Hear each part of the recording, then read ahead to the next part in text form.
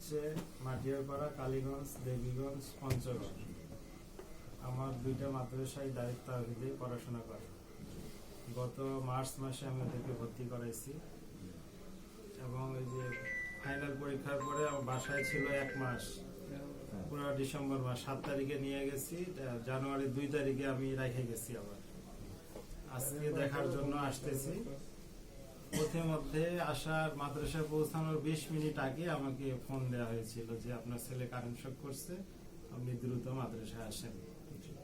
আর phone দিছিল মাদ্রাসার অধ্যক্ষ জামাল স্যার, উনিও স্পটে ছিল না, উনি ছিল নারায়ণগঞ্জে।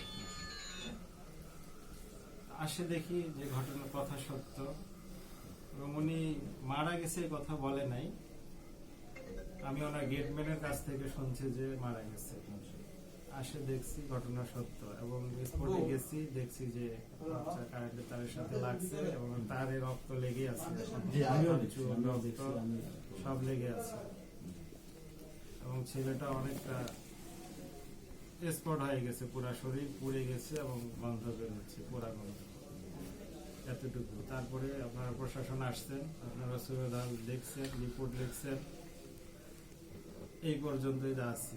এখন মামলার বিষয়ে, এ বিষয়ে আমি মামলাতে আগ্রহী না, তবে এখানকার যারা শিক্ষক আছে, এটা একটা অবহেলাজনিত কারণ মৃত্যুটা, আমি মেনে নিছি, কিন্তু ওদের গাফিলতি আছে এখানে।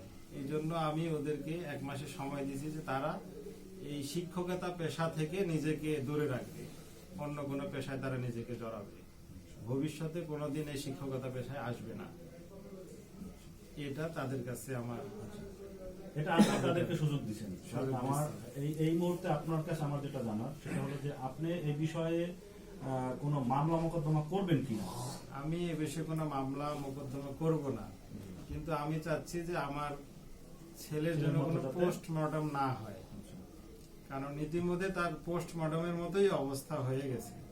আমি চাচ্ছি না সেখানে আর কোনো কুলকাছি লাগুক। তাহলে আপনি কোনো মামলা মোকদ্দমা করবেন না? না। আপনার ছেলের মৃত্যুর ব্যাপারে কারোর প্রতি কোনো অভিযোগ আছে? অভিযোগ আমার নাই কারো প্রতি, কিন্তু যে গাফিলতি যে করছে, এটা কনস্ট্রাকশনের মানুষে হোক, কন্ট্রাক্টরে হোক, বা মাদ্রাসার যারা কমিটি আছে, মাদ্রাসার শিক্ষক আছে, এদেরকে এটা শুধরাতে হবে এবং এই মাদ্রাসা পরিচালনা করতে গেলে এগুলো পরবর্তীতে তারা মেনটেন করে চলবে। ঠিক আছে, এটা আপনি তাদের সাথে পরবর্তীতে ই করবেন। আর এখন যেটা সেটা তো বলছেনই, কিন্তু আমার ইনস্ট্যান্ট যেটা ধারণা নিতে হবে, আমি বারবারই বলতেছি যে আপনি কোনো মামলা মোকদ্দমা করবেন কিনা, সেই সিদ্ধান্তটা আমাকে আপনার জানাই দিতে হবে। আমি কোনো মামলা মোকদ্দমায় যাব না ইনশাআল্লাহ। আচ্ছা, ঠিক আছে, এটা আমি সবাইকে আশ্বস্ত করেছি, ভবিষ্যতেও করব। ঠিক আছে।